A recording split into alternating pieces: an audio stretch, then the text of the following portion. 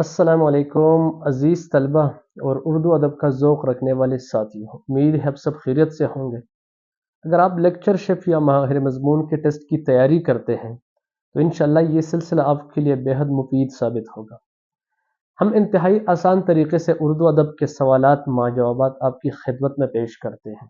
اگر آپ باقاعدگی کے ساتھ ہمارے لیکچرز دیکھتے ہیں اور ان میں موجود سوالات جوابات نوٹ کر لیتے ہیں تو انشاءاللہ مستقبل میں یہ آپ کے لیے مشعل راہ ثابت ہوں گے۔ ناظرین، ہم نے اپنے لیکچرز کے لیے جن کتابوں سے استفادہ کیا ہے ان کی مختصر تفصیل پیش خدمت ہے۔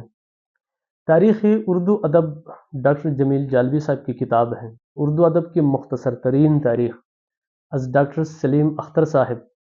اردو ادب کی تاریخ رام بابو سکسینہ کی کتاب ہے۔ اردو ادب کی تحریک ڈاکٹر انور سدید صاحب کی کتاب ہے۔ آب حیات از مولانا محمد حسین آزاد اور ذکر میر جو میر تقی میر کے خود نوشت ہیں، ان سے بھی استفادہ کیا گیا ہے۔ اس کے ساتھ ساتھ اصناف نظم و نثر ڈاکٹر اشفاق احمد ورک صاحب کی کتاب ہے۔ اصناف ادب پروفیسر انور جمال صاحب کی کتاب ہے۔ اردو شاعری کا تنقیدی جائزہ ڈاکٹر ادریس صدیقی صاحب کی تصنیف ہے۔ اردو صحافت ماضی اور حال خالد محمود کی کتاب ہے۔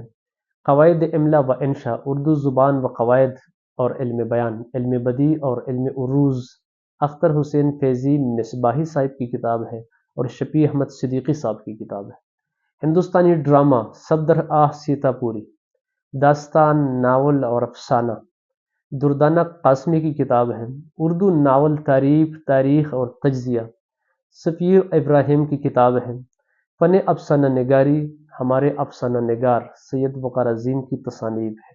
ناظرین، اصلاح تلفظ اور درست املا کے لیے ہم نے جن کتابوں سے استفادہ کیا ہے تو ان میں سے طالب الہاشمی صاحب کی کتاب اصلاح تلفظ اور املا سرپرست ہے۔ اس کے علاوہ اپنا تلفظ درست کیجیے حضرت مفتی محمد اکمل عطا صاحب کی کتاب ہے۔ مزید برآں ان لیکچرز کے لیے ہم نے مختلف رسائل، جرائد اور ریختہ.com سے بھی استفادہ کیا۔ اردو زبان کے آغاز کے بارے میں مختلف نظریات ہیں، انشاءاللہ آگے لیکچرز میں یہ تفصیل کے ساتھ بیان کریں گے۔ سردست ہم مختصراً اس کا جائزہ لیتے ہیں۔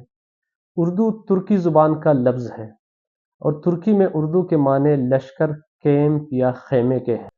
اردو کے مختلف نام کیسے پڑھیں یہ بھی ایک طویل بحث ہے، تاہم یہاں مختصراً بیان کرتے ہیں۔ ناظرین، اردو کو مختلف ادوار میں مختلف ناموں سے پکارا گیا۔ سب سے پہلے ہندوستان کی مناسبت سے اسے ہندوی یا ہندوستانی کہا گیا۔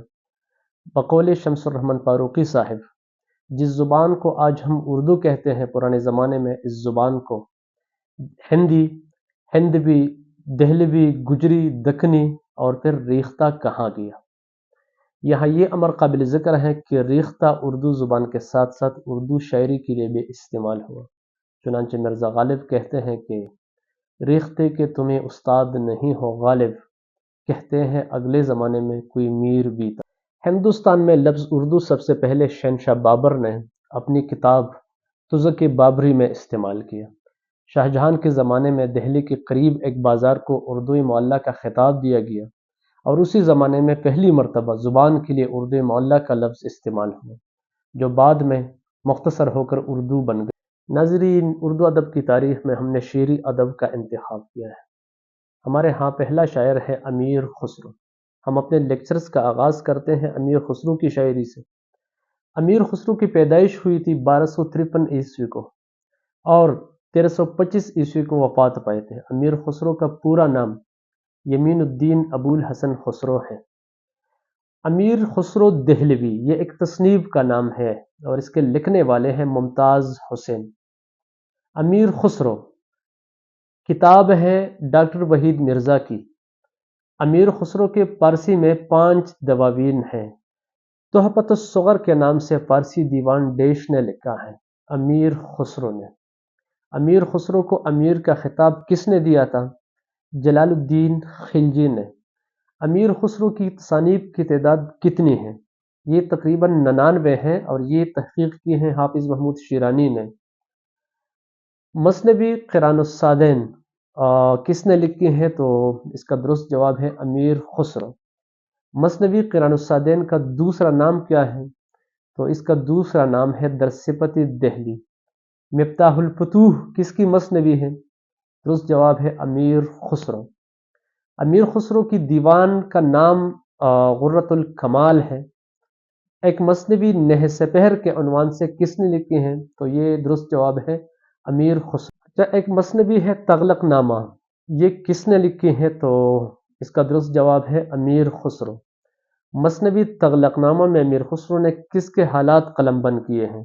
تو درست جواب ہے غیاث الدین تغلق کے۔ امیر خسرو کی پہیلیاں اور کہہ مکرنیاں یہ کس کی تصنیف ہے؟ درست جواب ہے اقبال صلاح الدین۔ مثنوی آئین اسکندری امیر خسرو نے لکھی ہیں۔ خزائن الفتوح کس کی نثری تصنیف ہے؟ تو اس کا درست جواب ہے امیر خسرو۔ افضل الفوائد کے نام سے ایک نثری تصنیف کس نے لکھی ہے؟ امیر خسرو نے۔ پہیلیوں اور کہہ مکرنیوں پر مشتمل ایک رسالہ چیستان کس نے لکھا ہے؟ امیر خسرو نے۔ ہندوستان کی طیور بھی مجھ سے ہندی میں بات کرتے ہیں، یہ قول کس کا ہے؟ امیر خسرو کا۔ امیر خسرو بحیثیت شاعر تصنیف کا نام ہے، مصنف کون ہے؟ صفدر آہ۔ امیر خسرو مشہور بزرگ دیش کے ہم اثر تھے، حضرت خواجہ نظام الدین اولیاء کے۔ کلیات ہندوی امیر خسرو کس نے مرتب کی ہے؟ درست جواب ہے ڈاکٹر گوپی چند نارنگ نے۔ امیر خسرو آہت فن اور شخصیت کس کی تصنیف ہے؟ درست جواب ہے عرش ملسیانی کی۔ امیر خسرو کے قول زبان دہلی و پیرا منش کو اردو کا منبع اور سرچشمہ کس نے کہا ہے؟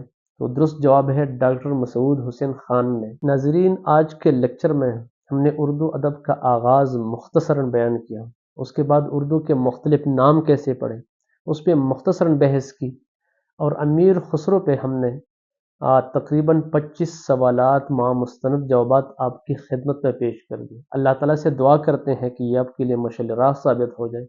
آپ کی خدمت میں عاجزانہ گزارش ہے کہ اس چینل کو سبسکرائب کریں اور زیادہ سے زیادہ دوستوں کے ساتھ شیئر کریں۔ اس سلسلے کو انشاءاللہ جاری رکھیں گے، بہت جلد انشاءاللہ ایک نئے لیکچر کے ساتھ آپ کی خدمت میں حاضر ہوں گے۔ تب تک خدا حافظ۔